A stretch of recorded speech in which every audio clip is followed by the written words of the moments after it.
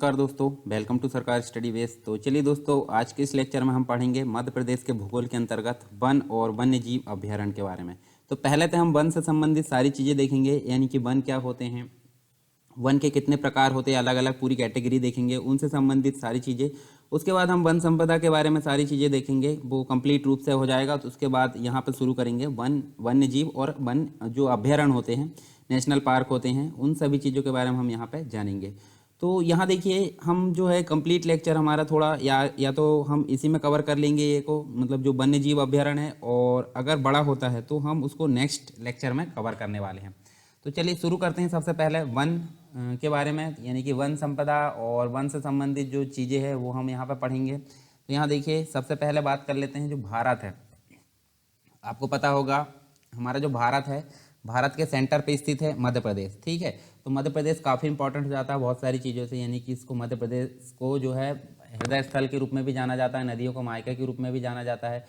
अब इन सभी चीज़ों के अलावा ये जो है वन संपदा की दृष्टि से भी काफ़ी इंपॉर्टेंट हो जाता है, यानी कि वन जो है मध्य प्रदेश में काफ़ी अधिक यहाँ पे देखा जाता है। और हृदय स्थल के रूप में जो स्थित है, यानी कि मध्य प्रदेश, प्राकृतिक संसाधनों की प्रचुरता यहाँ पे विशेष रूप से अगर देखें तो वन्य जीव है, वन संपदा, इन सभी चीज़ों की विविधता भी देखने को मिलती है। इसके अलावा प्रदेश की विभिन्न पर्वत श्रृंखलाएं हमको देखने को मिली, उनके जल संग्रहण क्षेत्र वनाच्छादित होने के कारण जो कृषि है और कृषि पर निर्भर जो जनसंख्या, उसके पोषण के लिए भी काफ़ी इंपॉर्टेंट होता है ये। खास करके कुछ क्षेत्र देख सकते हैं हम, जैसे कि मंडला वाला क्षेत्र अगर देखें, उसके बाद अगर देखें हम डिंडोरी वाला क्षेत्र है, इसके बाद हम देख सकते हैं शहडोल, ठीक है, साथ में हम देखें तो बालाघाट। तो इन सभी क्षेत्रों में कुछ इंपॉर्टेंट वन देखने को मिलते हैं, साल के वन। इसके अलावा चंबल क्षेत्र है, ठीक है। चंबल क्षेत्र में भी हमको, जैसे ग्वालियर की बात करें, ग्वालियर, शहडोल, ठीक है, शिवपुरी, शहडोल तो हमने देख लिए, ग्वालियर हो गया, शिवपुरी हो गया, भिंड हो गया, दतिया हो गया। इसके अलावा जो अन्य क्षेत्र है उसमें हमको झाड़ीदार वन देखने को मिलते हैं, और कुछ अन्य क्षेत्र में हमको सागौन के वन देखने को मिलते हैं। तो इस प्रकार सारी देखिए विविधता देखने को मिलती है वन की, तो हमको काफ़ी इंपॉर्टेंट देखने को मिलता है मध्य प्रदेश के अंतर्गत। वनों से संबंधित अगर देखें तो कुछ लकड़ी, जैसे कि औषधि से संबंधित लकड़ियाँ है ना, कि उसके बाद अगर देखें तो बांस की लकड़ी। उसके अलावा हम देख सकते हैं प्रचुर मात्रा में हमको कुछ इमारती लकड़ी देखने को मिलती हैं। तो काफ़ी इंपॉर्टेंट चीज़ें हमको मध्य प्रदेश में देखने को मिलती है वन से संबंधित। और प्रदेश में औषधीय पौधों के समृद्ध संसाधनों से भी परिपूर्ण यहाँ पर देखने को मिलता है। साथ में अगर देखें तो मध्य प्रदेश के अंतर्गत हमको वन से संबंधित संस्थान देखने को मिलता है। तो जो वन अनुसंधान संस्थान है, मुख्य रूप से अगर देखें तो वो कहाँ पर देखने को मिलता है हमको, भारत के अंतर्गत देहरादून में। परंतु उसका जो क्षेत्रीय कार्यालय है वो हमको कहाँ देखने को मिलता है, जबलपुर में, ठीक है। तो ये भी हमको वन से संबंधित जो संस्थान है वो मध्य प्रदेश में देखने को मिलता है। इसी के अंतर्गत अगर देखें तो Indian institute of forest management, ये हमको देखने को मिलता है मध्य प्रदेश की राजधानी भोपाल के अंतर्गत, ठीक है, याद रखना है ये। और यहीं पर हमको जो है जैव विविधता बोर्ड का मुख्यालय भी देखने को मिलता है, कहाँ पे, भोपाल में। तो ये भी आपको विविधता बोर्ड का मुख्यालय कहाँ देखने को मिलता है, भोपाल के अंतर्गत ही देखने को मिलता है। इसके अलावा हमको वन राज्यिक महाविद्यालय, जो कि 1969 में इसकी स्थापना हुई थी, ठीक है, ये फॉरेस्ट रेंजर कॉलेज इसको बोलते हैं, बालाघाट में ही स्थापित है, बालाघाट में ये स्थापित है। और अगर देखें तो दूसरा हमको 1980 में स्थापित देखने को मिलता है, और ये कहाँ देखने को मिलता है, ये बैतूल में देखने को मिलता है। देश में सर्वप्रथम जो है एक प्रकार से मध्य प्रदेश में जो वन है उनका राष्ट्रीयकरण किया गया था। राष्ट्रीयकरण कब किया गया था, 1970 में, वनों का राष्ट्रीयकरण। और राष्ट्रीय एक प्रकार से वनीकरण के तहत सर्वप्रथम तेंदुपत्ता का राष्ट्रीयकरण किया गया था, ये भी आपको याद रखना है, तेंदुपत्ता का राष्ट्रीयकरण किया गया था। तेंदुपत्ता के उत्पादन में देखें तो मध्य प्रदेश का देश में प्रथम स्थान है, यानी कि सबसे ज़्यादा जो है मध्य प्रदेश में ही उत्पादित किया जाता है तेंदुपत्ता। और यहाँ से देश का 60% तेंदुपत्ता यहाँ पर उत्पादित किया जाता है, यानी कि बाकी का जो 40% है वो अन्य राज्यों में, परंतु ओनली 60% एकमात्र मध्य प्रदेश में उत्पादित किया जाता है। मध्य प्रदेश अगर देखें तो राज्य जो है वन विकास निगम, वन विकास निगम जो है राज्य के अंतर्गत, उसकी स्थापना की बात करें यहाँ पे तो हम देख सकते हैं इसके अधीन जो है 1956 में, यानी कि जो मध्य प्रदेश राज्य वन विकास निगम कंपनी अधिनियम है 1956 के अधीन 1975 में मध्य प्रदेश राज्य वन विकास निगम लिमिटेड की स्थापना की गई थी। किसके तहत की गई थी? 1956 अधिनियम के तहत इसकी स्थापना की गई थी। इसी के तहत अगर देखें तो आगे हमको चलकर जो है 1976 में एक योजना देखने को मिलती है, सामाजिक वानिकी योजना। अब ये सामाजिक वानिकी योजना क्या होती है? ये एक प्रकार से जो किसान होते हैं उनको एक प्रकार से स्थानीय जो निकाय है उनके माध्यम से वनों का एक प्रकार मतलब वनों को बढ़ावा देने के लिए या वृक्षों को लगाने के लिए प्रोत्साहित किया जाता है किसानों को। उस प्रकार की योजना है सामाजिक वानिकी। 1976 में इसको शुरू किया गया था। प्रदेश में जिन जिलों में वन की 33% से अगर मतलब एक प्रकार से टोटल जो क्षेत्र है उसमें अगर 33% क्षेत्र में वन नहीं है तो उसके लिए यहाँ पे एक योजना चलाई गई थी। इस योजना का नाम है पंचवन योजना। अब पंचवन योजना कब चलाई गई थी? 1976-77 के मध्य इसको मतलब शुरू किया गया था पंचवन योजना, जो कि किसी भी क्षेत्र यानी कि राज्य में 33% वन क्षेत्र को एक प्रकार से कंप्लीट करने के लिए यहाँ पे इसको शुरू किया गया था पंचवन योजना को। मध्य प्रदेश में जो है वन रक्षकों के लिए, वन रक्षकों का जो प्रशिक्षण है उसके लिए यहाँ हम देख सकते हैं बैतूल, अमरकंटक, इसके साथ में लखनादौन, शिवपुरी, रीवा तथा झाबुआ में वन विद्यालय एवं पचमढ़ी में इंदिरा गांधी वन प्रशिक्षण शाला स्थापित किया गया है। इसके अतिरिक्त बालाघाट में भी वन क्षेत्रफल महाविद्यालय तथा उमरिया क्षेत्र में जैव विविधता प्रशिक्षण केंद्र भी स्थापित किया गया है। एक रिपोर्ट की अगर बात करें तो एक रिपोर्ट हमको देखने को मिलती है, जैसे भारतीय वन स्थिति रिपोर्ट की बात करें तो यहाँ पे हमको एक जो है उस रिपोर्ट के अंतर्गत जो केंद्र शासित प्रदेश है यानी कि राज्य है और केंद्र शासित प्रदेश में सबसे अधिक वन देखने को मिलते हैं लक्षद्वीप। लक्षद्वीप में देखने को मिलते हैं कितने प्रतिशत? 90.33% क्षेत्र में यहाँ वन देखने को मिलती है। यानी कि बाकी का जो 10% क्षेत्र है वहाँ पे अन्य चीज़ें यानी कि मानव का निवास है या फिर खाली जो भी जगह है, परंतु 90% में आपको वन देखने को मिलते हैं। दूसरी बात करें, दूसरा जो राज्य है वो मिजोरम है, ठीक है। यानी कि ये तो लक्षद्वीप तो केंद्र शासित प्रदेश है और मिजोरम में आपको 86.27% वन क्षेत्र देखने को मिलते हैं। और एक है अंडमान निकोबार द्वीप समूह में आपको 81.73% वन देखने को मिलते हैं। इसके अलावा वनों का जो भौगोलिक वितरण है, चलिए यहाँ पे देख लेते हैं हम। जैसे मैंने ये बात किया था, देखिए लक्षद्वीप में हमने सबसे ज़्यादा देखे हैं। उसके बाद मिज़ोरम की बात करें तो मिज़ोरम में हमने देखे हैं, यहाँ पे देखिए 86.27%। अंडमान निकोबार में हमको देखने को मिला 81.73%। और वनों का भौगोलिक क्षेत्र की अगर बात करें तो हमको देखिए मध्य प्रदेश के अंतर्गत 77,414 वर्ग किलोमीटर क्षेत्र में वन क्षेत्र मतलब वन का जो क्षेत्रफल है वो देखने को मिलता है। दूसरे नंबर पर अरुणाचल प्रदेश है 66,964 वर्ग किलोमीटर क्षेत्र। और छत्तीसगढ़ की बात करें तो 55,547 वर्ग किलोमीटर। फिर वन क्षेत्रफल में वृद्धि वाले जो है शीर्ष राज्य की अगर बात करें जो है, इसके अलावा देखें तो वृद्धि में हम देख सकते हैं, देखिए आंध्र प्रदेश में वृद्धि हुई है सबसे ज़्यादा 2141 वर्ग किलोमीटर की। कर्नाटक में हमको 1101 वर्ग किलोमीटर की वृद्धि देखने मिली। केरल में 1043 वर्ग किलोमीटर की वृद्धि देखने को मिली।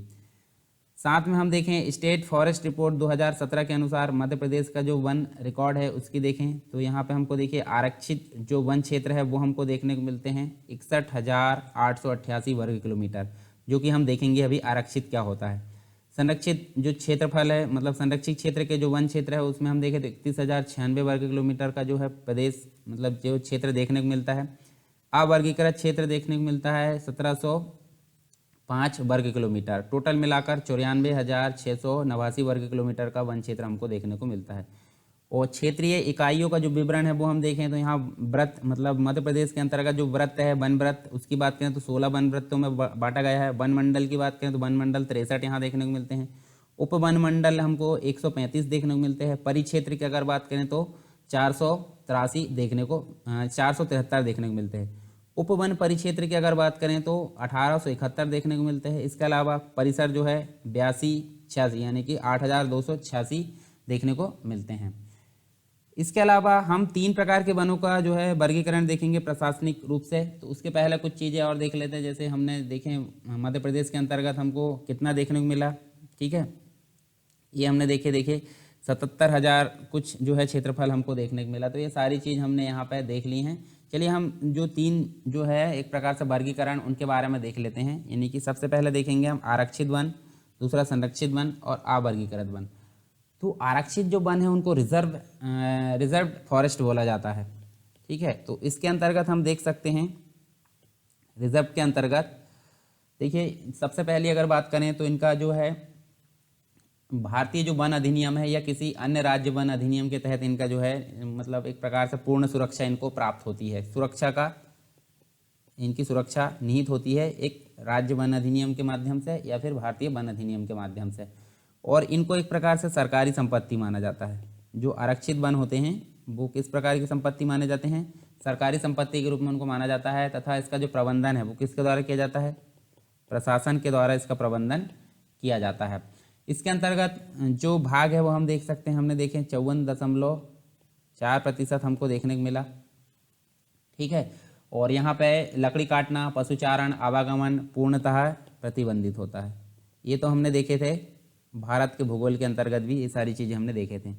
अब उसके बाद संरक्षित वन की अगर बात करें तो संरक्षित वन में हम देख सकते हैं, चलिए आरक्षित वन से संबंधित कुछ और चीज़ें, जैसे कि मध्य प्रदेश में आरक्षित वनों का जो क्षेत्रफल है वो हमने क्या देखे 61,888 वर्ग किलोमीटर देखने को मिला, और जो राज्य के कुल वन क्षेत्र का कितना है 65.36% देखने को मिला। और संरक्षित वन की अगर बात करें तो इसका जो प्रशासन है, ठीक है, मतलब प्रशासन के माध्यम से देखरेख तो होती है, परंतु एक प्रकार से कानून उसका जो रहता है, जितना कि ये वाला जो कठोर रहता है आरक्षित वाला, उतना कानून जो है कठिन नहीं होता, यानी कि एक प्रकार से फ्लेक्सिबिलिटी यहाँ रहती है।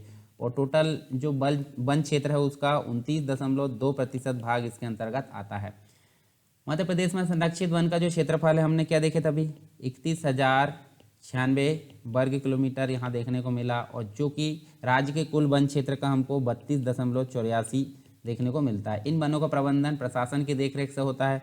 साथ में यहाँ पे पशुचारण आवागमन की अनुमति रहती है, मतलब एक प्रकार से कानून जो है कठोर नहीं रहता, और पेड़ काटने की सुविधा जो है एक प्रकार से वन निवासियों को रहती है, जो है मतलब एक प्रकार से वहाँ जो नहीं रहते उनको ये पावर नहीं दी जाती।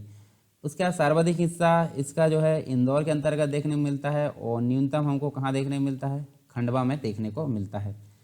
अवर्गीकृत वन की अगर बात करें हम यहाँ पे, तो अवर्गीकृत वन जो है वो हमको टोटल मिलाकर यहाँ हमने देखे थे क्षेत्रफल अभी 1705 वर्ग किलोमीटर देखने को मिलता है, और कुल वन क्षेत्र का हमको 1.80% यहाँ देखने को मिलता है। इसके अंतर्गत पशुचारण, आवागमन, ये सभी मतलब लकड़ी काटने की सुविधा रहती है।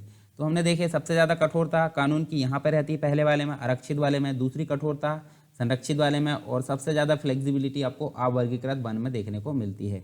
ठीक है, इसके अलावा हमने ये जो देखे हैं कंप्लीट रूप से, देखिए यहाँ पे आरक्षित, संरक्षित और अवर्गीकृत, ये देख लिए टोटल वन क्षेत्र हमने यहाँ देख लिए। ठीक है, अब हम देखने वाले क्या, जैसे प्रदेश में वन क्षेत्रों का वैज्ञानिक प्रबंधन और वन संसाधन का संरक्षण व संवर्धन क्षेत्रीय स्तर पर गठित जो प्रशासनिक इकाई है उनके माध्यम से किया जाता है, जो कि हमने देखे वृत्त है, उसके बाद है वन मंडल है, उपवन मंडल है, परिक्षेत्र है, उपवन क्षेत्र है, उसके बाद परिसर है। तो इनके बारे में हम देखें यहाँ पे, तो जैसे देखिए सबसे पहले आपको देखने को मिलेंगे 16 जो है वन वृत्त देखने मिले, और यहाँ का प्रमुख अधिकारी कौन होता है, वन रक्षक होता है। ठीक है, किसका, वन वृत्त का। उसके बाद नेक्स्ट जो है, उसके बाद जो वन वृत्त है, वन वृत्त को एक प्रकार से सबसे बड़ा जो वन वृत्त है अगर देखें तो वो हमको खंडवा देखने को मिलता है। ठीक है, और जिसका जो कुल क्षेत्रफल है वो अगर देखें तो हमको 9,29,074 यहाँ पे देखने को मिलता है वर्ग किलोमीटर खंडवा का। तीन प्रमुख जो एक प्रकार से वन वृत्त है, जैसे कि सबसे पहला तो खंडवा हो गया, दूसरा जबलपुर की बात कर लेते हैं, और तीसरा रीवा। और छोटे की अगर बात करें तो छोटा हमको सबसे पहले देखने को मिलता है होशंगाबाद। ठीक है, उसके बाद इंदौर है और बैतूल है। वन वृत्तों को एक प्रकार से वन मंडलों में बांटा जाता है। ठीक है, और वन मंडलों की संख्या आपको पता है कितनी है, 63 देखने को मिलती है। ठीक है, वर्तमान में हम देखें तो एक प्रकार से जो है 63 वन मंडल है, और एक वन वृत्त में कम से कम 2 या उससे अधिक वन मंडल होते हैं। और वन मंडल जो है एक प्रकार से मंडला और जबलपुर वन मंडल वन वृत्त के अंतर्गत आता है। यहाँ पे जो मंडला है वो किसके अंतर्गत आता है, जबलपुर वन वृत्त के अंतर्गत आता है। मध्य प्रदेश में सर्वाधिक वन आवरण वाले जो जिले हैं उसकी बात करें तो हमको सबसे अधिक वन आवरण कहाँ देखने को मिलता है, बालाघाट में देखने को मिलता है, उसके बाद छिंदवाड़ा में और सीधी में। और न्यूनतम वन आवरण की अगर बात करें तो न्यूनतम हमको कहाँ देखने को मिलता है, अच्छा अधिकतम में बालाघाट, छिंदवाड़ा और सीधी देखने को मिलता है। परंतु प्रतिशत के हिसाब से देखें तो प्रतिशत के हिसाब से हमको देखने को मिलता है सर्वाधिक वनावरण बालाघाट में ही देखने को मिलता है, दूसरा प्रतिशत हमको श्योपुर में देखने को मिलता है और तीसरा हमको उमरिया में। ठीक है, क्षेत्रफल के हिसाब से यहाँ और प्रतिशत के हिसाब से यहाँ। न्यूनतम वन आवरण में हमको देख सकते हैं, देखिए न्यूनतम में हमको देखने को मिलता है कौन कौन से, जो है एक प्रकार से उज्जैन में देखने को मिलता है, उसके बाद हम देखें तो शाजापुर में और रतलाम में। अब यही बात करें प्रतिशत की, तो प्रतिशत में हमको देखने को मिलता है ये भी उज्जैन में ही देखने को मिलता है, शाजापुर में, रतलाम में। यहाँ कोई चेंजेस नहीं है, दोनों सेम है, उज्जैन, शाजापुर, रतलाम। परंतु यहाँ बालाघाट, छिंदवाड़ा सीधी है और श्योपुर, उमरिया और जो है मतलब प्रतिशत में यहाँ कम देखने को मिलते हैं, यानी श्योपुर, उमरिया और बालाघाट। चलिए आगे बात करते हैं हम वनों का भौगोलिक वर्गीकरण। अब भौगोलिक वर्गीकरण में जैसे कि हमने प्रशासनिक वर्गीकरण देख लिया, 3 भागों में बांटा गया था। ठीक है, संरक्षित, आरक्षित और एक प्रकार से अवर्गीकृत। पर अब देखेंगे वनों का भौगोलिक वर्गीकरण, तो हमको यहाँ मैप में भी देखने को मिलता है। देखिए, देख सकते हैं यहाँ, देखिए उष्णकटिबंधीय शुष्क पर्णपाती वन, उष्णकटिबंधीय पर्णपाती वन, उसके बाद उष्णकटिबंधीय अर्ध पर्णपाती वन, उष्णकटिबंधीय पर्णपाती वन। तो अलग अलग प्रकार से हम यहाँ देख सकते हैं वनों का वर्गीकरण। तो हम देखेंगे 3 प्रकार से वर्गीकृत किए गए हैं, 3 वर्गों में इनको बांटा गया है मुख्य रूप से। उष्णकटिबंधीय पर्णपाती वन, ये देख सकते हैं, उष्णकटिबंधीय आर्द्र पर्णपाती वन, उसके बाद उष्णकटिबंधीय शुष्क पर्णपाती वन। तीनों के बारे में हम थोड़ी थोड़ी जानकारी देख लेते हैं। तो यहाँ देखिए सबसे पहले उष्णकटिबंधीय जो पर्णपाती वन है उसके बारे में देखते हैं। तो यहाँ देखिए सबसे मुख्य हमको देखने को मिलता है यहाँ की जो वर्षा होती है। ठीक है, तो ये वर्षा कितनी होती है, 50 से लेकर 100 सेंटीमीटर के अंतर्गत ये देखने को मिलती है। और इसमें हमको मुख्य रूप से देखें तो इमारती लकड़ियाँ यहाँ पाई जाती है। मुख्य जो ज़िले हैं जैसे कि देखें जबलपुर है, सागर है, छतरपुर है, छिंदवाड़ा, बैतूल, पन्ना, सिवनी एवं होशंगाबाद इसके अंतर्गत आते हैं। ठीक है, मुख्य वृक्ष इसके अंतर्गत कौन कौन से आते हैं, नीम है, सागौन, शीशम है, पीपल, ये हमको यहाँ पर देखने को मिलते हैं। ठीक है, मुख्य जो वृक्ष है। तो ये तो बात हो गई उष्णकटिबंधीय पर्णपाती वन की। दूसरे प्रकार के जो वन है वो हमको देखने को मिलते हैं उष्णकटिबंधीय आर्द्र पर्णपाती वन।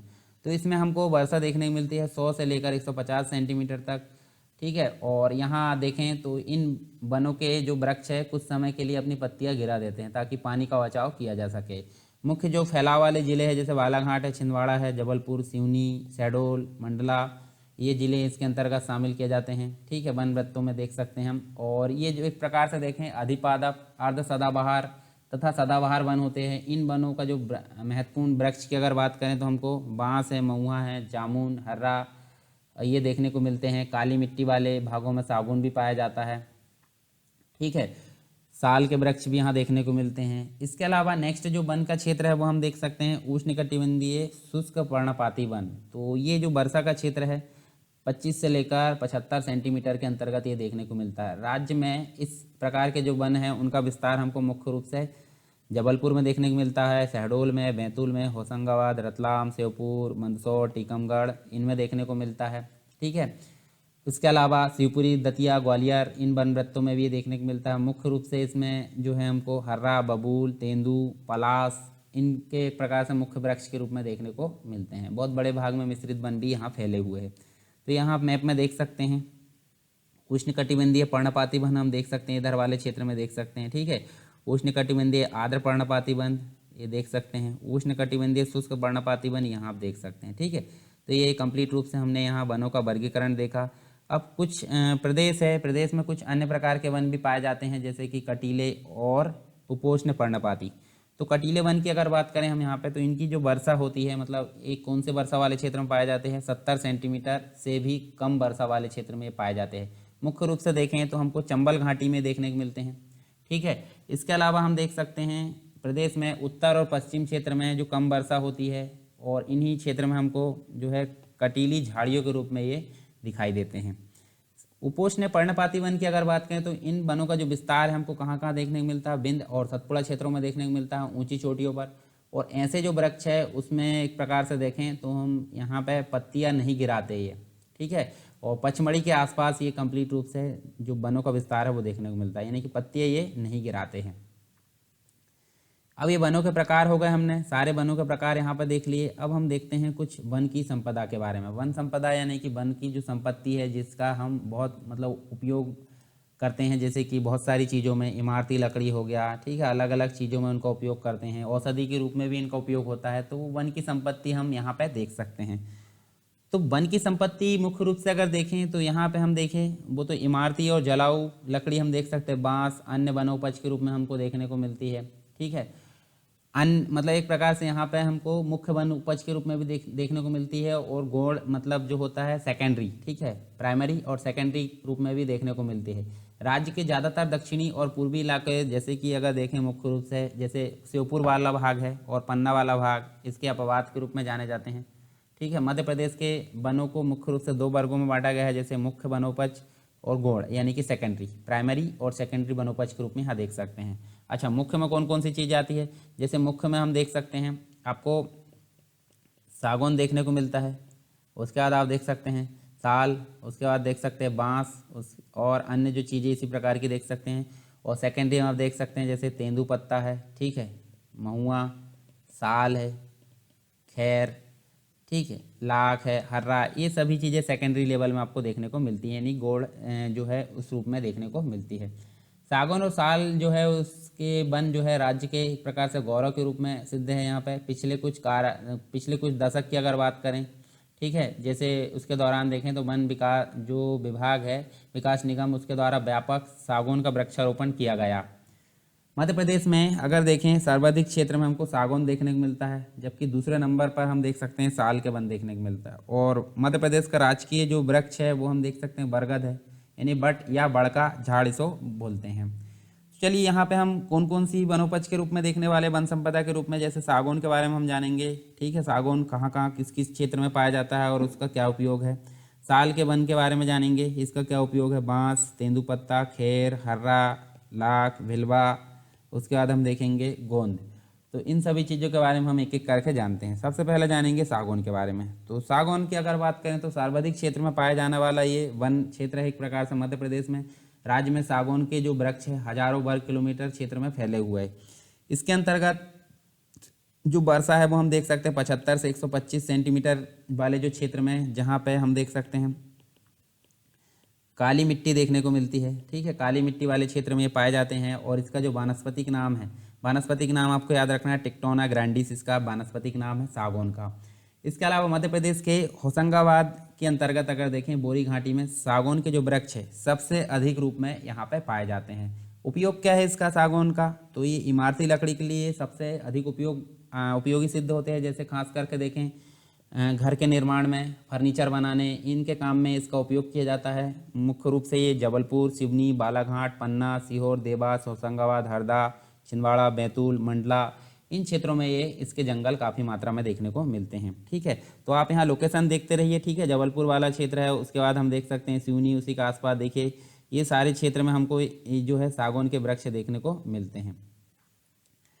नेक्स्ट देखें साल के वृक्ष। तो साल का जो वृक्ष है वो दूसरा सर्वाधिक रूप में पाए जाने वाला क्षेत्र यहाँ मध्य प्रदेश के अंतर्गत देखा जाता है। और इसका वानस्पतिक नाम हम देख सकते हैं सोरिया रोबुस्ता, इसका वानस्पतिक नाम है।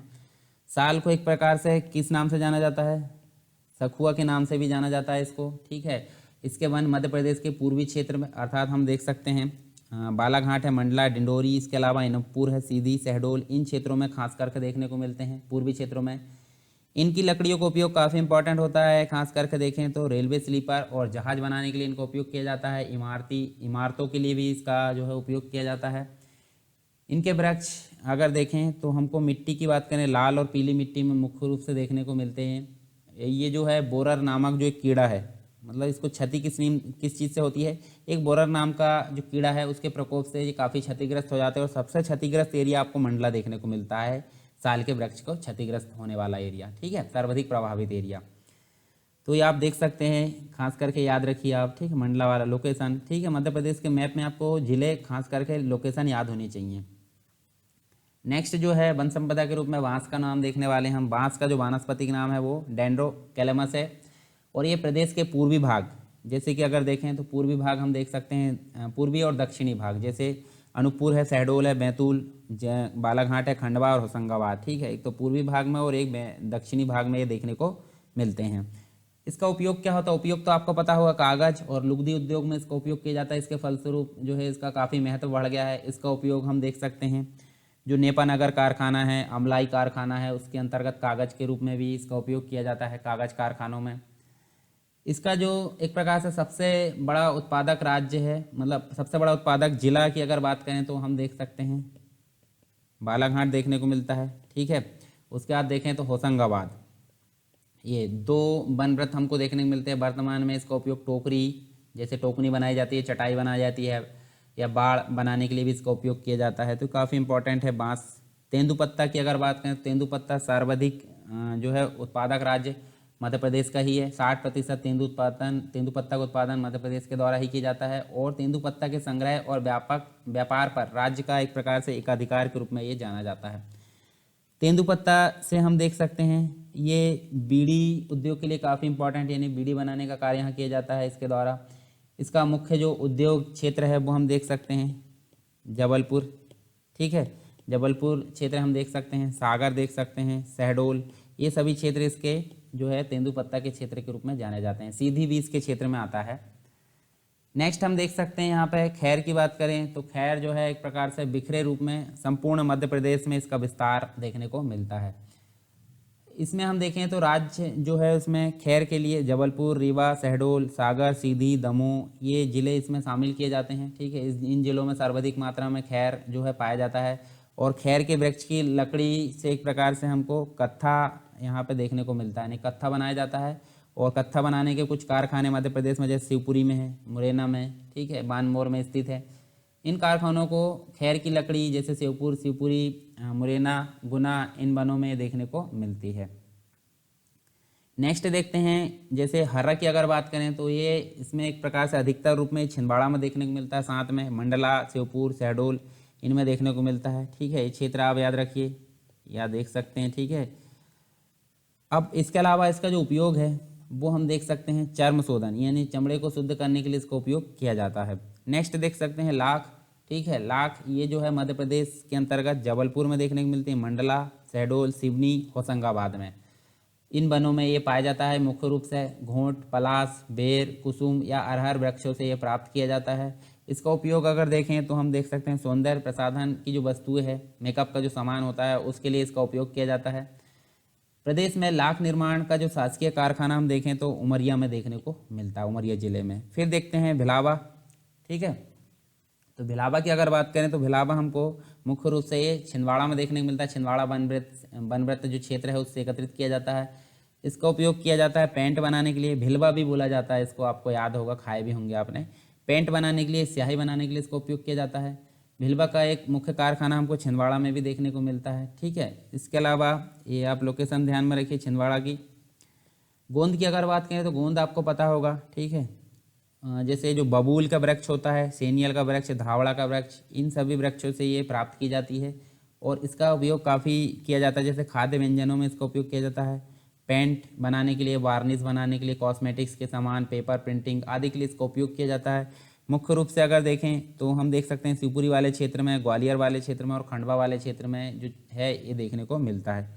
3 प्रकार की गोंद यहाँ देखने को मिलती है, कुल्लू, अरेबिक, सलाई, ठीक है। ये गोंद देखने को मिलती है यहाँ पे।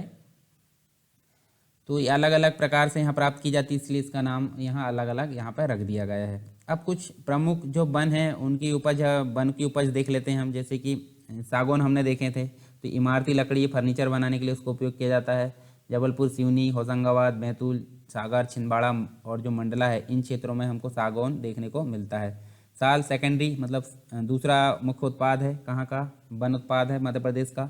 इमारती लकड़ी रेलवे स्लीपर और जहाज बनाने के लिए इसका उपयोग किया जाता है। मंडला, बालाघाट, उमरिया, सीधी, छिंदवाड़ा, शहडोल में देखने को मिलता है।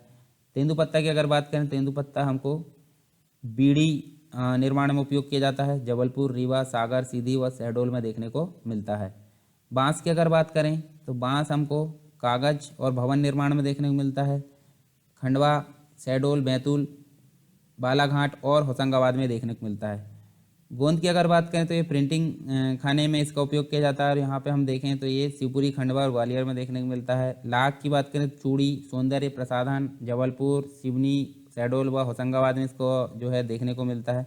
खैर, कत्था और औषधि में इसका उपयोग किया जाता है। जबलपुर, सागर, दमोह, उमरिया, होशंगाबाद, शिवपुरी और मुरैना में देखने को मिलता है। तो ये सारी चीज़ हमारी यहाँ वन उत्पाद से रिलेटेड हो गई। अब कुछ चीज़ें हम जान लेते हैं मध्य प्रदेश राज्य वन नीति जो है 2005 की, उसके बारे में यहाँ देख लेते हैं। जैसे इसको जो मंजूरी की बात करें तो मंजूरी इसको मिली थी 4 अप्रैल 2005 को। जो मंत्रिपरिषद है उसकी बैठक में राज्य की नवीन वन नीति उसको मंजूरी प्रदान की गई थी। और इसके पूर्व की अगर बात करें तो 1952 की वन नीति यहाँ पर लागू थी। लगभग 52 वर्षों के समय बीत जाने के कारण जो है अनेक परिवर्तनों तथा राज्य की विशिष्ट भौगोलिक, सामाजिक एवं आर्थिक जो परिस्थितियाँ थी उसकी आवश्यकताओं के फलस्वरूप इस वन नीति को यहाँ पर लागू किया गया।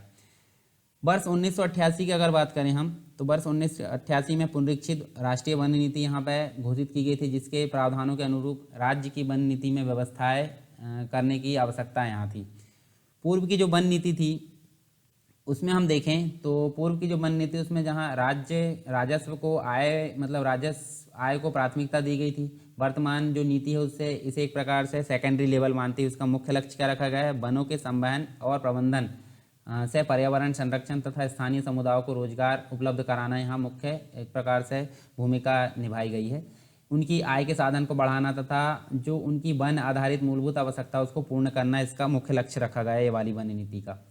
इसके अलावा हम देखें तो नवीन जो वन नीति है, एक प्रकार से पूर्व की जो नीति है उसमें वन प्रबंधन कार्य जहां विभाग के कड़े नियंत्रण और ठेकेदारों के माध्यम से कराया जाता था।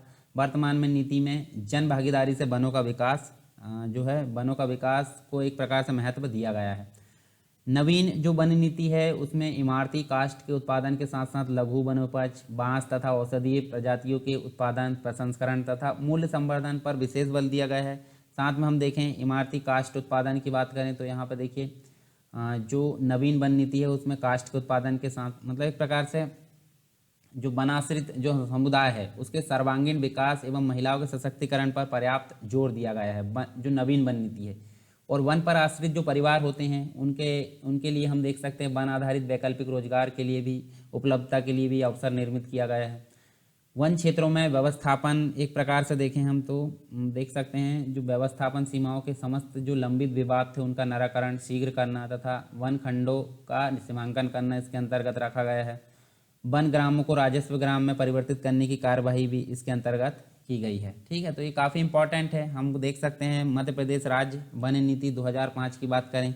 इसके बाद हम देखें मध्य प्रदेश राज्य जैव विविधता बोर्ड की बात कर लेते हैं। तो ये जो है हमको देखने को मिलता है 2002 में। 2002 के प्रावधान के तहत मध्य प्रदेश जैव विविधता बोर्ड का गठन किया गया था और इसके जो अध्यक्ष होते हैं वो मुख्यमंत्री होते हैं। मुख्यमंत्री यानी कि चीफ मिनिस्टर, सीएम। ठीक है, अच्छा वर्तमान में कौन है? वर्तमान में आप बताइए कमेंट बॉक्स में, वर्तमान में इसके जैव विविधता बोर्ड के अध्यक्ष कौन है? मध्य प्रदेश जैव प्रौद्योगिकी परिषद की अगर बात करें तो यहाँ पे जो मध्य प्रदेश सोसाइटीज रजिस्ट्रेशन अधिनियम 1873 इसके प्रावधानों के तहत इसका गठन किया गया था। और गठन कब किया गया था? 2005 में। किसका? मध्य प्रदेश जैव प्रौद्योगिकी परिषद का।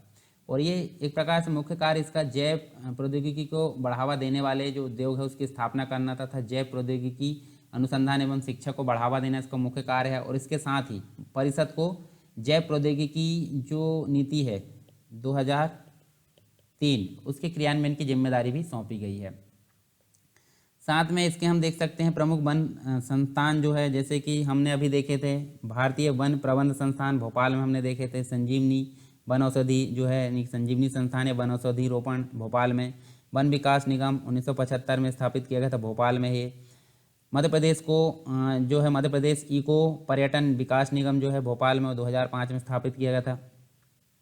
भारतीय वन अनुसंधान संस्थान उसका क्षेत्रीय कार्यालय जबलपुर में देखे थे। उष्णकटिबंधीय वन संस्थान जबलपुर में, वन फॉरेंसिक जो है स्वास्थ्य केंद्र जबलपुर में देखने को मिलता है, वन प्रबंधन शिक्षा केंद्र ये हमको कहाँ देखने को मिलता है? फॉरेस्ट जो है रेंजर यानी कि जो कॉलेज है प्रबंध एक प्रकार से 1979 में स्थापित किया गया था, बालाघाट में देखने को मिलता है। फिर देख सकते हैं हम, देखिए यहाँ पे हमको वन जो राजकीय महाविद्यालय वो हमको बैतूल में देखने को मिलता है। और वानिकी अनुसंधान एवं मानव संसाधन विकास संस्थान ये छिंदवाड़ा में देखने को मिलता है। फॉरेस्ट गार्ड ट्रेनिंग ये 7 देखने को मिलता है, शिवपुरी, गोविंदगढ़, अमरकंटक, लखनदौन, बैतूल, झाबुआ, शिवपुरी 7 जगह देखने को मिलता है। मध्य प्रदेश का पहला वाइल्ड लाइफ अवेयरनेस सेंटर ये राला मंडल इंदौर में देखने को मिलता है। तो आप ये सारी लोकेशन यहाँ ध्यान में रखिए, एक एक करके इंडिकेट करते रहे चलिए और आपके दिमाग में पिक्चर के रूप में क्रिएट होता चला जाएगा। तो ये कंप्लीट रूप से हमने देखे हैं सारे जो वन हैं, वन के प्रकार देख लिए हमने, और उसके बाद हमने जो है एक प्रकार से वन संपदा के बारे में यहाँ पे जान लिए। तो चलिए हम इसके बाद कुछ और चीज़ें जान लेते हैं, जैसे कि वन संबंधी जो कुछ प्रमुख योजनाएं हैं वो हम देख लेते हैं यहाँ पे। जैसे सबसे पहले अगर देखें यहाँ पे एकलव्य शिक्षा विकास योजना, तो जो लघु वनोपज संघ है उसके द्वारा इसको 1991 में हम देख सकते हैं शुरू किया गया था। भारतीय जीवन बीमा निगम के सहयोग से इसको शुरू किया गया था। उद्देश्य क्या था इसका? तेंदुपत्ता संग्राहकों की आकस्मिक अगर मृत्यु हो जाती है या दिव्यांग हो जाते हैं, दिव्यांगता की स्थिति में बीमा सहायता उनको प्रोवाइड करना है, इसका मुख्य उद्देश्य था एकलव्य शिक्षा विकास योजना का। चरण पादुका योजना 19 अप्रैल 2018 को शुरू की गई थी तेंदुपत्ता संग्राहकों के लिए, जिसके अंतर्गत हम देख सकते हैं जूते और चप्पल उनको उपलब्ध कराना इसका मुख्य उद्देश्य था। दीनदयाल वनांचल सेवा की बात करें तो हमको यहाँ पे ये 20 अक्टूबर 2016 को शुरू हुई थी। ये उद्देश्य क्या है? सुदूर वनांचलों पर योजनाओं तथा कार्यक्रम का लाभ वनवासियों तक पहुँचाने के लिए इसका मुख्य कार्य था। वन संरक्षण से संबंधित कुछ पुरस्कार की अगर बात करें तो यहाँ पे हमको देखने को मिलता है, जैसे शहीद अमृता देवी बिश्नोई पुरस्कार। तो यहाँ देख सकते हैं, देखिए मध्य प्रदेश शासन द्वारा इसको शुरू किया गया था 2008-9 में। इससे प्रतिवर्ष जो है वन रक्षा और वन संवर्धन के लिए इसको जो है संस्थाओं तथा व्यक्तियों को प्रोवाइड किया जाता है। अब 5 वर्गों में इसको दिया जाता है, ठीक है। तो संस्था को जो सर्वश्रेष्ठ संस्था उसको 1 लाख रुपये दिया जाता है, और उसी के अंतर्गत सर्वश्रेष्ठ जो प्रदर्शन करने वाले व्यक्ति को 50,000 दिया जाता है। बसामन मामा जो स्मृति जो प्राणी संरक्षण पुरस्कार है 2010 में इसको शुरू किया गया था। संरक्षण हेतु, वन के संरक्षण हेतु जो है 2 वर्ग में, एक प्रकार से राज्य स्तरीय और विंध्य क्षेत्र है, 2 वर्गों में इसको प्रदान किया जाता है। वन्य प्राणी पुरस्कार जो है 2008 में इसको शुरू किया गया था। वन संरक्षण में उत्कृष्ट योगदान के लिए 4 पुरस्कार दिए जाते हैं, 50-50 हज़ार, ठीक है। तो ये हम देख सकते हैं, हमने कुछ योजनाएं देखे हैं किससे संबंधित, वन संरक्षण से संबंधित, और कुछ पुरस्कार देखे हैं।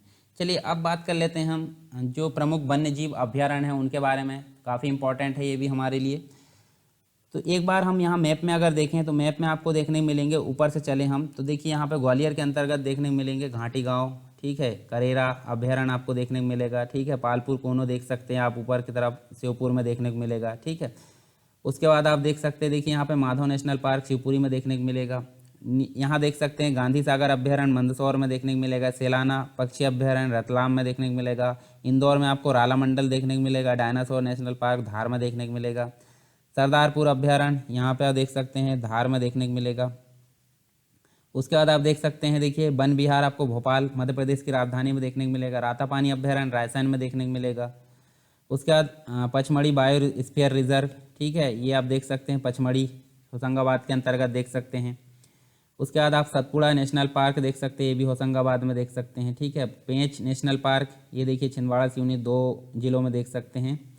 फिर नौरादेही आपको सागर में देखने को मिलेगा, 3 जिले इसके अंतर्गत कवर किए जाते हैं, वो भी हम विस्तार से जानेंगे। केन अभ्यारण्य आप देख सकते हैं यहाँ पे, ठीक है। पन्ना नेशनल पार्क जो है बायोस्फीयर रिजर्व देख सकते हैं। सोन अभ्यारण्य देख सकते हैं। संजय गांधी नेशनल मतलब जो पार्क है वो सीधी में देखने को मिलेगा। बांधवगढ़ नेशनल पार्क उमरिया में। फॉसिल्स नेशनल पार्क ढिंडोरी में देखने को मिलेगा। अचानक मार बायोस्फीयर रिजर्व आप देख सकते हैं, देखिए ये अमरकंटक के अंतर्गत। कान्हा किसली नेशनल पार्क मंडला में देखने को मिलेगा। इसके अलावा भी हम बहुत सारी चीज़ें यहाँ पे जानने वाले हैं। तो चलिए यहाँ पे हम देखने वाले हैं, जैसे वन्य जीवों के संरक्षण के लिए जो राष्ट्रीय उद्यान है और जो अभ्यारण्य है उसकी एक प्रकार से शुरुआत की गई थी। तो अगर बात करें मध्य प्रदेश में क्या होता है, शिकार के बचाव यानी शिकार पर रोक लगाने के लिए 1971 में वनों के शिकार पर रोक लगाने के लिए शुरू की गई थी। और प्रदेश के राष्ट्रीय जो उद्यान है और अभ्यारण्य उसके अंतर्गत अगर देखें हम तो कुल क्षेत्रफल हमको देखने को मिलता है 10.99 हज़ार वर्ग किलोमीटर, ठीक है, इसमें देखने को मिलता है। और जिसमें से अगर देखें तो वन क्षेत्र जो है 9.12 हज़ार वर्ग किलोमीटर हमको देखने को मिलता है। प्रदेश में हम देखें तो जो वन्य प्राणी एवं उनके जो निवास स्थान है उसको सुरक्षा एवं विकास को सुनिश्चित करने हेतु हम मुख्य रूप से देख सकते हैं 7 टाइगर रिजर्व हमको देखने को मिलते हैं, ठीक है। उसके बाद 2 खरमोर पक्षी अभ्यारण्य देखने को मिलते हैं, 2 सोनचिरैया अभ्यारण्य देखने को मिलते हैं जो इंडियन बस्टर्ड होती है उसको, 3 घड़ियाल अभ्यारण्य देखने को मिलते हैं और 2 राष्ट्रीय उद्यान जीवाश्म के देखने को मिलते हैं। तो ये कंप्लीट रूप से हमको एक प्रकार से वन्य प्राणियों एवं उनके निवास स्थान को सुरक्षा प्रदान करने के उद्देश्य से ये कंप्लीट रूप से मध्य प्रदेश में देखने को मिलते हैं। अब इसी के अलावा देखें तो हमको राष्ट्रीय उद्यान देख सकते हैं हम, देखिए राष्ट्रीय उद्यान सबसे बड़ा देखने को मिलता है कान्हा किसली, ये आपको याद होगा। और सबसे छोटा क्या देखने को मिलता है जी, मतलब एक प्रकार से वन विहार देखने को मिलता है। उसके अलावा अभ्यारण्य में भी देख सकते हैं, सबसे बड़ा हमको नौरादेही देखने को मिलता है सागर के अंतर्गत, और सबसे छोटा अगर देखें तो राला मंडल देखने को मिलता है। ठीक है, इंदौर में जो स्थित है। साथ में हम देख सकते हैं विंध्याचल पर्वत जो श्रृंखला उससे ढकी हुई जो माधव राष्ट्रीय उद्यान है, उसके एक प्रकार से मध्य प्रदेश के शिवपुरी जिले में स्थित है। पूर्व में अगर देखें तो ग्वालियर के जो सिंधिया राजा थे उसके शिकार के लिए, मतलब शिकार गहा के रूप में फेमस था। 1918 में माधव राव जो सिंधिया थे प्रथम, उन्होंने मनिहार नदी पर श्रृंखलाबद्ध 3 बांधों का निर्माण करवाया, और जादव सागर, सांख सागर और माधव सागर, एक प्रकार से ये बांधों का नाम यहाँ देख सकते हैं हम। पेंच राष्ट्रीय उद्यान जो कि मध्य प्रदेश और महाराष्ट्र की सीमा पर स्थित है, और इसका नया नाम हम देख सकते हैं इंदिरा गांधी जो प्रियदर्शनी पार्क है उसको रखा गया है। वो भी हम आगे एक एक करके देखेंगे।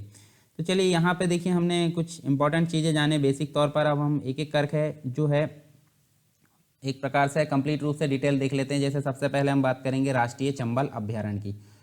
तो राष्ट्रीय चंबल अभ्यारण्य है, ये आपको कहाँ देखने को मिलेगा? ठीक है, तो यहाँ देखिए घड़ियाल, एक प्रकार से इस अभ्यारण्य को एक प्रकार से घड़ियाल अभ्यारण्य के नाम से भी जाना जाता है। तो कहाँ पे देखने को मिलेगा? ये सबसे ऊपर आप देख सकते हैं, देखिए मुरैना में इसका हेडक्वार्टर देखने को मिलेगा। देखिए अन्य नाम इसका क्या है? अन्य नाम हम देख सकते हैं घड़ियाल अभ्यारण्य। इसका अन्य नाम जो है घड़ियाल अभ्यारण्य के नाम से इसको जाना जाता है। और ये कितने क्षेत्रफल को कवर करता है? 435 वर्ग किलोमीटर क्षेत्र को ये कवर करता है। 3 राज्य इसके अंतर्गत है, जैसे एमपी है प्लस राजस्थान है, उसके बाद हम देखें तो उत्तर प्रदेश है। 3 राज्यों के अंतर्गत ये देखने को मिलता है। और चंबल नदी एक प्रकार से यहाँ देखिए उत्तर प्रदेश से घिरा हुआ चंबल नदी के किनारे स्थित है। और यह मुख्य रूप से अगर देखें तो इसका जो हेडक्वार्टर है वो हमको कहाँ देखने को मिलता है? मध्य प्रदेश के अंतर्गत मुरैना जिले में देखने को मिलता है। ठीक है, इस अभ्यारण्य की जो स्थापना की घोषणा है वो हम देख सकते हैं 1978 में की गई थी। 1978 में इसकी स्थापना की गई थी। और मुख्य रूप से देखें चंबल जो एक प्रकार से राष्ट्रीय चंबल अभ्यारण्य मध्य प्रदेश, उत्तर प्रदेश व राजस्थान तीनों राज्यों में विस्तृत है, परंतु इसका जो प्रबंधन है वो इसके मुख्यालय से किया जाता है, यानी कि मुरैना से किया जाता है। तो आप देख सकते हैं ये वाला क्षेत्र कहाँ कहाँ का है? चंबल, राष्ट्रीय चंबल अभ्यारण्य का। उसके बाद नेक्स्ट हम देखें बोरी वन्य जीव अभ्यारण्य। तो बोरी वन्य जीव अभ्यारण्य आपको कहाँ देखने को मिलेगा? होशंगाबाद जिले में देखने को मिलेगा। ठीक है, होशंगाबाद जिले कहाँ पे है ये आप देख सकते हैं, यहाँ पे लोकेट नहीं है, परंतु आप एक लोकेशन ध्यान में रख सकते हैं। तो आपको बोरी अभ्यारण्य कहाँ देखने को मिला? होशंगाबाद जिले में ये देखने को मिलेगा। और ये अभ्यारण्य जो है किसके किनारे है? तवा नदी के किनारे स्थित है। और यहाँ हम देखें तो ये लगभग जो है क्षेत्रफल की बात करें तो 518 वर्ग किलोमीटर क्षेत्रफल पर ये फैला हुआ है। यह अभ्यारण्य बांस से समृद्ध है, मतलब यहाँ पे हम देख सकते हैं बांस के जो वन है वो काफ़ी मात्रा में देखने को मिलते हैं। इसके साथ ही यहाँ हम देख सकते हैं सागौन भी देखने को मिलता है, साथ में हमको तेंदू के वृक्ष भी देखने को मिलते हैं। ठीक है, बहुत भारी संख्या में यहाँ देखने को मिलते हैं। यह अभ्यारण्य उत्तर में अगर देखें तो सतपुड़ा राष्ट्रीय पार्क, जो कि यहाँ देख सकते सतपुड़ा राष्ट्रीय पार्क से, और पूर्व में तवा नदी से घिरा हुआ है। तो ये आप लोकेशन ध्यान रखिए, बोरी वन्यजीव अभ्यारण्य होशंगाबाद के अंतर्गत। अब नेक्स्ट बात कर सकते हैं हम, नेक्स्ट जो है घाटी गांव अभ्यारण्य की बात करें तो घाटी गांव आपको कहाँ देखने को मिलेगा? ग्वालियर के अंतर्गत। ये लोकेशन आप ध्यान में रखिए। तो स्थित आप देख सकते हैं कहाँ पे? ये ग्वालियर में देखने को मिलेगा। क्षेत्रफल की बात करें तो क्षेत्रफल आपको 511 वर्ग किलोमीटर क्षेत्रफल पर ये विस्तार इसका देखने को मिलता है। इसका जो स्थापना है, निर्माण इसकी बात करें तो 1981 में इसका निर्माण या स्थापना की गई थी। इस अभ्यारण्य में ग्रेट इंडियन बस्टर्ड अर्थात हम बोल सकते हैं सोन चिड़िया, सोन चिड़िया जो है उस नाम से भी एक प्रकार से इसको जाना जाता है, ग्रेट इंडियन बस्टर्ड या फिर सोन चिड़िया नामक जो पक्षी अधिक संख्या में पाए जाते हैं, इसके कारण इसका नाम सोन चिड़िया अभ्यारण्य भी इसको बोला जाता है। ठीक है, अधिकता के कारण। तो आप लोकेशन ध्यान में रखिए कुछ चीज़ें इसके बारे में। अब बात कर लेते हैं गांधी सागर अभ्यारण्य के बारे में। तो गांधी सागर अभ्यारण्य आपको कहाँ पर देखने को मिलेगा? ये आपको देखिए यहाँ पे देख सकते हैं मंदसौर जिले में देखने को मिलेगा।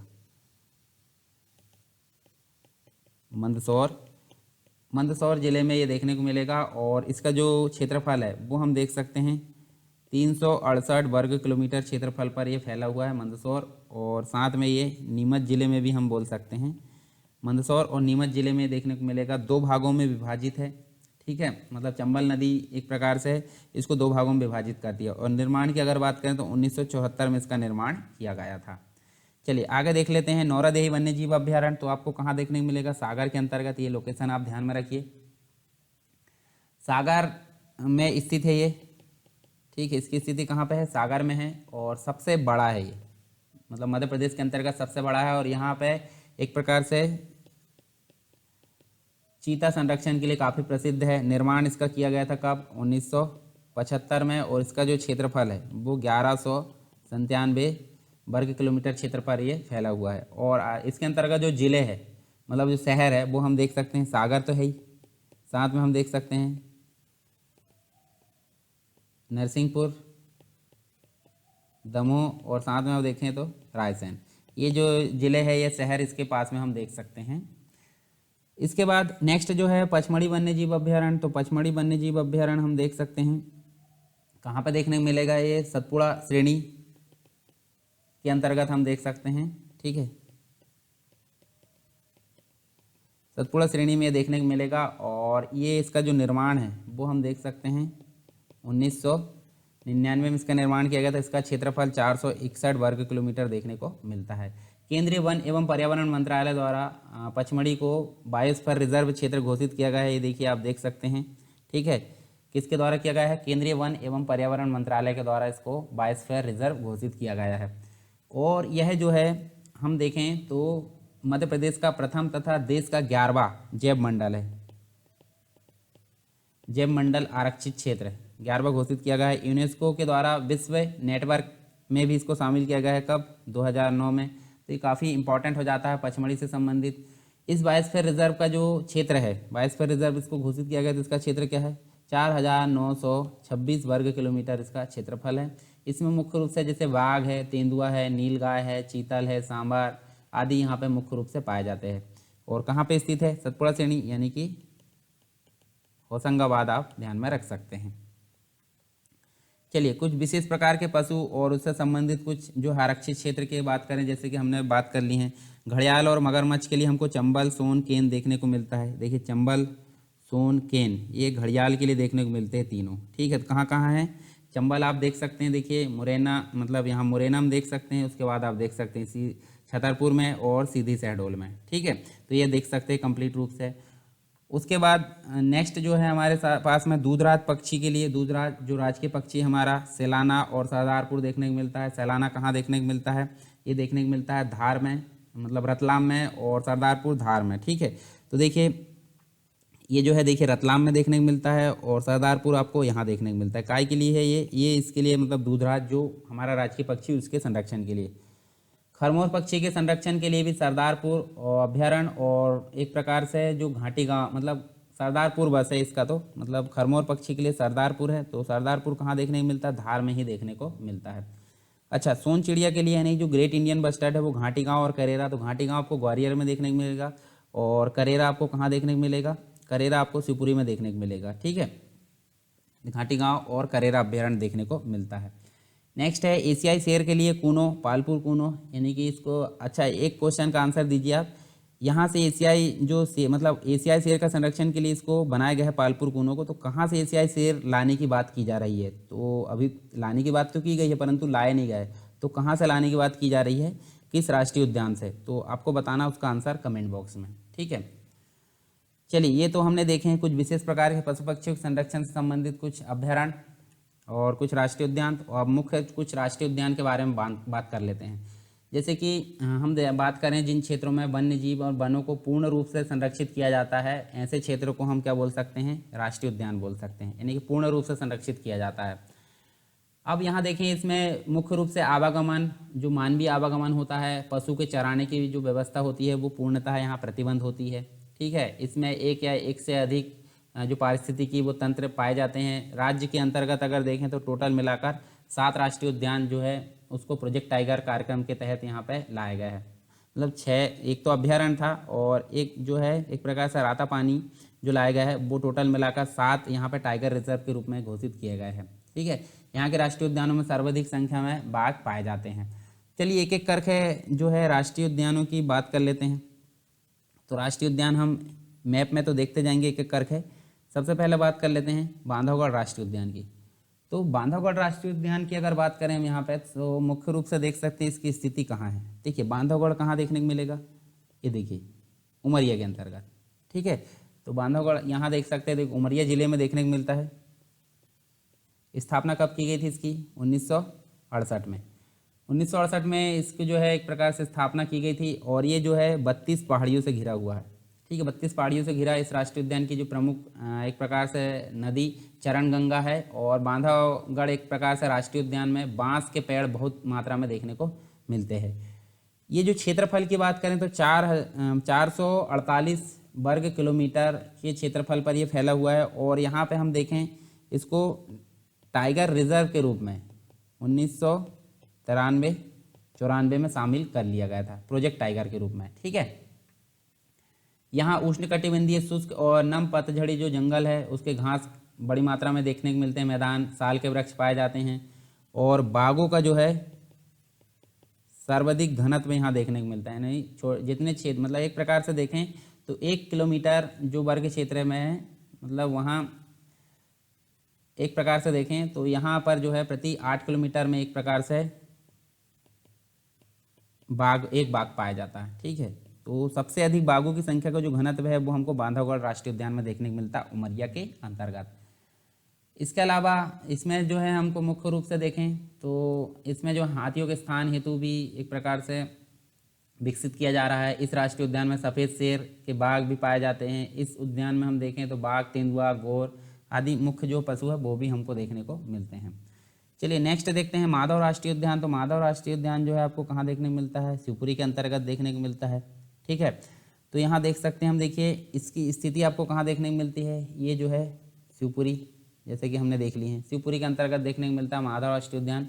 मध्य प्रदेश के सबसे पुराने राष्ट्रीय उद्यान में से एक ये माना जाता है, और इसकी स्थापना जो है 1958 में की गई थी, ठीक है। मूल रूप से ये ग्वालियर के महाराजा शाही शिकार अभ्यारण्य था। और इस उद्यान का जो वर्ग मतलब एक प्रकार से जो क्षेत्रफल है वो 354 वर्ग किलोमीटर देखने को मिलता है। इस राष्ट्रीय उद्यान में माधवराव जो सिंधिया है प्रथम उन्होंने मनिहार नदी पर 3 श्रृंखलाबद्ध बांधों का निर्माण कराया था, जो कि हमने पहले देख चुके हैं, ठीक है। और इस राष्ट्रीय उद्यान में से ही हम देख सकते हैं जो नेशनल हाईवे 3 है, NH3, जैसे आगरा से मुंबई की बात करें तो वो भी गुजरता है। इसमें जॉर्ज कैसल नामक एक प्रसिद्ध भवन भी स्थित है माधव राष्ट्रीय उद्यान में। इसमें बाघ, तेंदुआ, चीतल, बारहसिंगा, सांभर ये सभी यहाँ पे पाए जाते हैं। उसके बाद हम देख सकते हैं नेक्स्ट जो हमारे सामने सतपुड़ा राष्ट्रीय उद्यान, तो वो आपको होशंगाबाद में देखने को मिलता है। यानी कि आपकी जो सतपुड़ा राष्ट्रीय उद्यान की जो स्थिति है वो होशंगाबाद देखने को मिलती है। और यहाँ हम देखें निर्माण तो 1981 में इसका निर्माण किया गया था। यह पचमढ़ी और बोरी वन्यजीव अभ्यारण्य के साथ लगा हुआ है, तथा इस राष्ट्रीय उद्यान का जो कुल क्षेत्रफल है वो हमको देखने को मिलता है 2133 वर्ग किलोमीटर यहाँ देखने को मिलता है। इस उद्यान में जो है एक प्रकार से देखें तो हमको तेंदुआ, बाघ और इसके अलावा हम देख सकते हैं भालू और जो बाकी चीज़ें हैं जैसे गिलहरी, उड़ने वाली गिलहरी भी यहाँ देखने को मिलती है। साथ में हम देखें तो 1999 में इसको टाइगर रिजर्व के रूप में घोषित किया गया था। और उद्यान का जो लगभग क्षेत्रफल है 1339 वर्ग किलोमीटर देखने को मिलता है। तो ये काफ़ी मतलब एक प्रकार से कोर एरिया के रूप में चिन्हित किया गया है। नेक्स्ट देख सकते हैं हम पन्ना राष्ट्रीय उद्यान कहाँ पे देखने को मिलेगा। देखिए ये देख सकते हैं पन्ना राष्ट्रीय उद्यान, और पन्ना बायोस्फीयर रिजर्व के रूप में भी इसको घोषित किया गया है। तो इसकी स्थिति अगर देखें तो ये कहाँ पे है, पन्ना एवं छतरपुर जिले में स्थित है। पन्ना प्लस छतरपुर जिले में ये स्थित है। उसके बाद देखें इसका निर्माण तो 1981 में इसका निर्माण किया गया था, और जो इसका कुल क्षेत्रफल है वो 543 वर्ग किलोमीटर देखने को मिलता है। इसमें मुख्य रूप से बाघ देखने को मिलता है, सांभर, तेंदुआ, चीतल ये आदि पाए जाते हैं। और यहाँ पे देखें तो हमको जो अभ्यारण्य है वो रेप्टाइल के लिए भी संरक्षित है। रेप्टाइल मतलब सर्प के लिए भी संरक्षित किया गया है। उसको जो है पन्ना टाइगर मतलब एक प्रकार से पन्ना राष्ट्रीय उद्यान को टाइगर रिजर्व के रूप में यानी कि प्रोजेक्ट टाइगर के रूप में 1994 में संरक्षित किया गया था, ठीक है, शामिल किया गया था। पन्ना जिले के तहत इस अभ्यारण्य के अगर देखें मोटे तौर पर तो 3 विशिष्ट हिस्से देखने को मिलते हैं। ऊपरी अगर देखें, मध्य और निचला, यानी कि जो ऊपरी भाग है तालगांव पठार, मध्य भाग हिनौती पठार और केन जो नदी घाटी है वो हम देख सकते हैं 3 भाग में इसको डिवाइड किया गया है। फिर नेक्स्ट जो है बहुत इंपॉर्टेंट है पेंच राष्ट्रीय उद्यान। पेंच राष्ट्रीय उद्यान आपको कहाँ देखने को मिलता है, ये देखिए आप देख सकते हैं छिंदवाड़ा, मतलब महाराष्ट्र की सीमा से लगा हुआ है, छिंदवाड़ा सिवनी में देख सकते हैं। तो मुख्य रूप से जो पेंच राष्ट्रीय उद्यान है वो आपको कहाँ देखने को मिलता है, मुख्य रूप से ये जो है छिंदवाड़ा सिवनी और महाराष्ट्र की सीमा पर ये लगा हुआ है। तो हम इसको छिंदवाड़ा और सिवनी इसकी स्थिति देख सकते हैं। निर्माण की अगर बात करें तो यहाँ पे देखिए जो सेंचुरी इसको बनाया गया था, यानी कि सेंचुरी मतलब वन्यजीव अभ्यारण्य 1977 में। उसके बाद अगर देखें तो हम 1983 में देखें तो इसको नेशनल पार्क के रूप में घोषित किया गया और टाइगर रिजर्व के रूप में इसको घोषित किया गया 1992-93 में। ये आपको याद रखना है, सेंचुरी यानी अभ्यारण्य, उसके बाद नेशनल पार्क 1983 में, टाइगर रिजर्व 1992-93 में इसको घोषित किया गया। ठीक है, पेंच राष्ट्रीय उद्यान का नया नाम हम देख सकते हैं इंदिरा गांधी प्रियदर्शनी, ठीक है, प्रियदर्शनी पार्क इसको बोला जाता है अभी। इस राष्ट्रीय उद्यान की स्थापना मध्य प्रदेश के अंतर्गत अगर देखें सिवनी और छिंदवाड़ा जिले में देख सकते हैं और महाराष्ट्र के अंतर्गत नागपुर जिले में ये भागों को मिलाकर बनाई गई है। इस राष्ट्रीय उद्यान का जो क्षेत्रफल की बात करें तो 299 वर्ग किलोमीटर इसका क्षेत्रफल देखने को मिलता है। इसमें मुख्य रूप से बाघ, तेंदुआ, चीतल, सांबर, ये जो है अन्य मतलब इसके अलावा भी कुछ जो पक्षी पशु है वो देखने को मिलते हैं। चलिए आगे बात करते हैं संजय राष्ट्रीय उद्यान की। तो संजय राष्ट्रीय उद्यान आपको कहाँ देखने को मिलता है, ठीक है, तो ये देखिए आपको सीधी में देखने को मिलता है संजय राष्ट्रीय उद्यान मध्य प्रदेश के अंतर्गत। तो इसकी स्थिति कहाँ है, सीधी, और छत्तीसगढ़ के कोरिया जिले में इसकी स्थिति है, यानी छत्तीसगढ़ का भी कुछ भाग यहाँ देखने को मिलता है। ठीक है, संजय जो गांधी राष्ट्रीय उद्यान है उसमें छत्तीसगढ़ में यह राष्ट्रीय उद्यान गुरु घासीदास राष्ट्रीय उद्यान के नाम से भी जाना जाता है। तो ये आपको याद रखना है ये चीज़ें। निर्माण की बात करें तो 1981 में केंद्र सरकार के द्वारा इसे राष्ट्रीय उद्यान और 2008 में इसको टाइगर रिजर्व के रूप में घोषित किया गया था। तो ये भी आपको ध्यान में रखना है। फिर देख सकते हैं घुघुआ फॉसिल्स राष्ट्रीय उद्यान की बात करें, यानी कि इसको राष्ट्रीय जीवाश्म ईंधन मतलब जीवाश्म राष्ट्रीय उद्यान भी कहा जाता है। ठीक है, तो ये कहाँ देखने को मिलता है, ये एक प्रकार से डिंडोरी में देखने को मिलता है। ठीक है, डिंडोरी कहाँ पे है, ये देखिए, ये आप देख सकते हैं लोकेशन, डिंडोरी के अंतर्गत इसको जो है इसकी लोकेशन देखने को मिलता है घुघुआ, या फिर हम देख सकते हैं जीवाश्म राष्ट्रीय उद्यान। इसका जो निर्माण है 1970 में इसको एक प्रकार से इसकी स्थापना की गई थी और इसको जो है 1983 में नेशनल पार्क के रूप में घोषित किया गया था।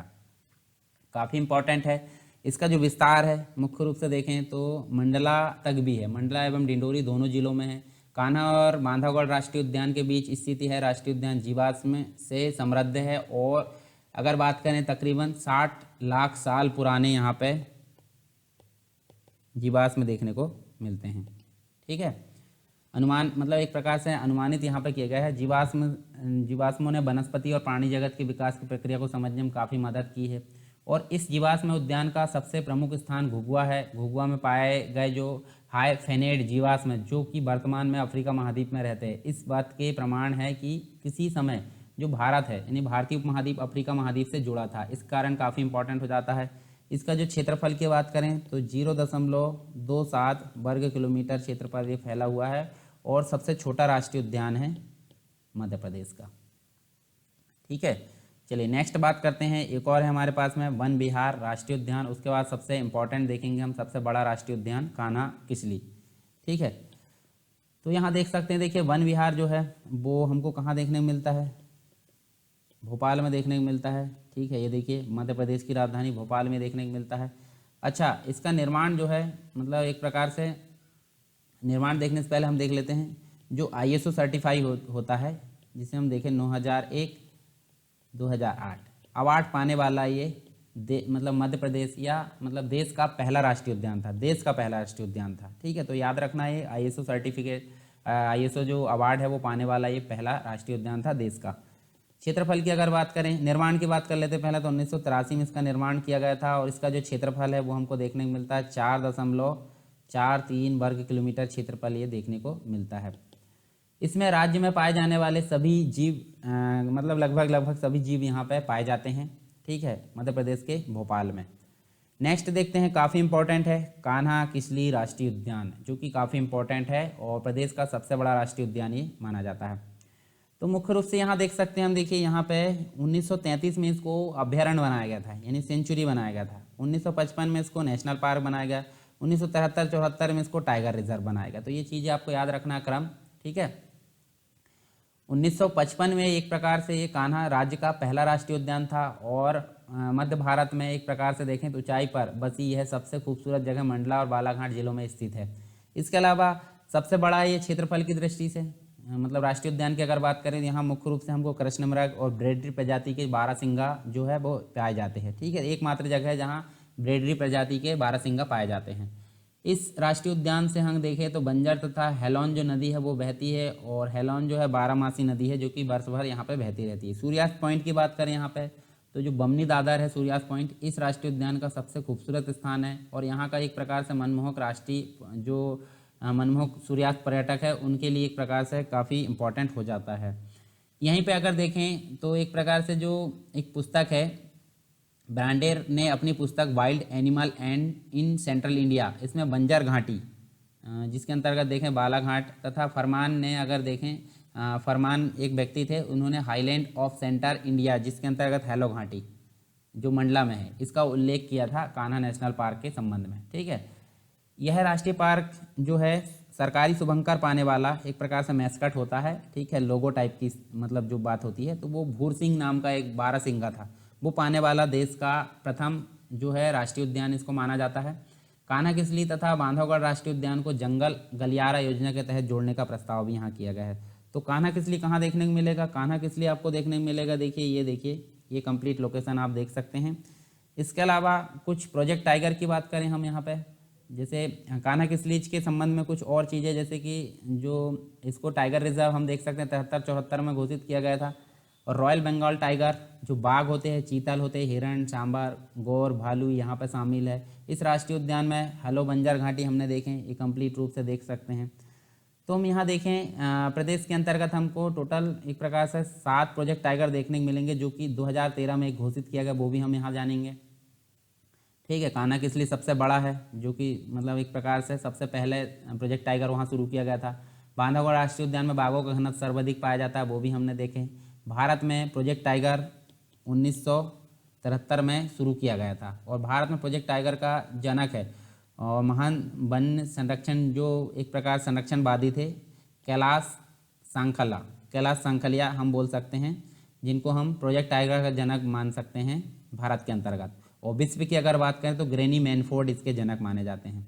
ठीक है, चलिए प्रोजेक्ट टाइगर में हम देख लेते हैं। जैसे बांधवगढ़ की बात करें तो ये उमरिया में है, 1993-94 में इसको प्रोजेक्ट टाइगर की उपाधि दी गई थी, घोषित किया गया था। कान्हा किसली, मंडला, बालाघाट ये सबसे पहला प्रोजेक्ट टाइगर 73-74 में घोषित किया गया था। पन्ना छतरपुर में देखने को मिलता है 94-95 में। पेंच सिवनी छिंदवाड़ा में देखने को मिलता है, ये 92-93 में देखने को मिलता है। सतपुड़ा की बात करें तो होशंगाबाद ये 1999 और 2000 में इसको घोषित किया गया था। संजय दुबरी सीधी में है 2008 और 9 में। और रातापानी इसको ये रायसेन में है और इसको 2014 में घोषित किया गया था। अच्छा, यहाँ देखिए 1976 में इसको सेंचुरी घोषित की गई थी और इसका जो क्षेत्रफल था 825 वर्ग किलोमीटर था। ठीक है, एक और चीज़ देख लेते हैं। यहाँ टाइगर सफारी की बात की जा रही है। टाइगर सफारी सतना में मुकुंदपुर जो है वहाँ पे एक प्रकार से मध्य प्रदेश की प्रथम हम देख सकते हैं जो कि टाइगर सफारी यहाँ पर शुरू की गई है। और मध्य प्रदेश के अंतर्गत जैव मंडल आरक्षित क्षेत्र अर्थात बायोस्फीयर रिजर्व क्षेत्र घोषित किया गया है जो कि पचमढ़ी हमने देखे थे, पचमढ़ी के अंतर्गत। ठीक है, उसके अलावा हम देख सकते हैं अचानकमार बायोस्फीयर रिजर्व अमरकंटक में और पन्ना, 3 चीज़ हम देख सकते हैं। तो ये कंप्लीट रूप से हमने देखे हैं टाइगर रिजर्व और कुछ हमने उसके पहले देखे थे मतलब जो अभ्यारण्य है वो देखें और वन संपदा के बारे में देखें। तो ये सारी चीज़ हमारी यहाँ कंप्लीट हो गई। अब एक हमारा जो है लास्ट टॉपिक यहाँ पे बचा हुआ है, उसके बाद जो उद्योग और जो खनिज संपदा वो हम इकोनॉमी वाले चैप्टर में मतलब इकोनॉमी वाला जो सब्जेक्ट है उसमें हम कंप्लीट रूप में देखेंगे। तो ये आपकी 3rd यूनिट यहाँ पे एंड हो जाएगी, जनजाति और उनकी संस्कृतियों से संबंधित हम पढ़ लेंगे। तो ठीक है, चलिए एक बार देख लेते हैं हम क्या क्या चीज़ें हमने इसमें पढ़े हैं ताकि एक बार फिर से रिकॉल हो जाए आपके दिमाग में। ठीक है, तो यहाँ देख सकते हैं वन संपदा जो हमने पढ़े थे, वन से संबंधित सारी चीज़ यहाँ जाने थे वो हम यहाँ पर देख लेते हैं। देखिए यहाँ पे हमने वन और वन्यजीव अभ्यारण्य के बारे में कंप्लीट रूप में पढ़ा है, तो हम वन से संबंधित सारी चीज़ यहाँ जाने थे। उसके बाद हमने यहाँ पे देखिए प्रशासनिक रूप से वनों का वर्गीकरण, कुछ इंपॉर्टेंट डेटा जाने थे, ठीक है। उसके बाद हमने देखे कुछ इकाइयों के बारे में जाने थे, जैसे वन व्रत है, वन मंडल है, वन उपमंडल है, ठीक है, परिसर है, इन सभी चीज़ों के बारे में जाने थे। वनों का भौगोलिक वर्गीकरण हमने देखा, 3 प्रकार के वन इसमें देखें। फिर उसके बाद कुछ अन्य प्रकार के वन, कटीले और उपोष्ण पर्णपाती वन। वन संपदा में हमने सारी चीज़ देखे, जैसे सागौन है, साल है, बांस है, तेंदुपत्ता, खेर, हर्रा, लाख, भिलवा और गोंद, इन सभी चीज़ों के बारे में यहाँ पर जाना। उसके अलावा इन चीज़ों को जानने के बाद हमने कुछ और चीज़ें जाने, जैसे कि हम यहाँ देख सकते हैं मध्य प्रदेश राज्य वन नीति 2005 के बारे में यहाँ जाना। उसके बाद जैव विविधता बोर्ड, मध्य प्रदेश जैव प्रौद्योगिकी परिषद के बारे में जाना। कुछ विभिन्न संस्थान जो कि इम्पोर्टेंट है वन से संबंधित, कुछ योजनाएं जाने, कुछ पुरस्कार के बारे में देखा, और कुछ जो है वन्यजीव अभ्यारण्य के बारे में देखें, कंप्लीट रूप से यहाँ देख सकते हैं, ठीक है। उसके बाद हमने कुछ राष्ट्रीय उद्यान के बारे में जाना, और उसके अंतर्गत हमने प्रोजेक्ट टाइगर के बारे में भी यहाँ पे जाना। तो ये कंप्लीट रूप से हमारा लेक्चर हो जाता है, ये जो वन और वन्यजीव अभ्यारण्य से संबंधित था। तो लेक्चर आपको कैसा लगा? अगर पसंद आया है तो आप लाइक कर सकते हो, और पसंद नहीं आया है तो आप कारण बता सकते हैं कमेंट बॉक्स में, ताकि मैं नेक्स्ट लेक्चर में उसको सुधारने की कोशिश करूँ। और ज़्यादा से ज़्यादा लोगों तक शेयर करें, ताकि ज़्यादा से ज़्यादा लोग इसका लाभ उठा सके, ज़्यादा से ज़्यादा लोग जुड़ पाए, ताकि मुझे मोटिवेशन मिले। तो चलिए दोस्तों, मिलते हैं नेक्स्ट लेक्चर में, तब तक के लिए जय हिंद।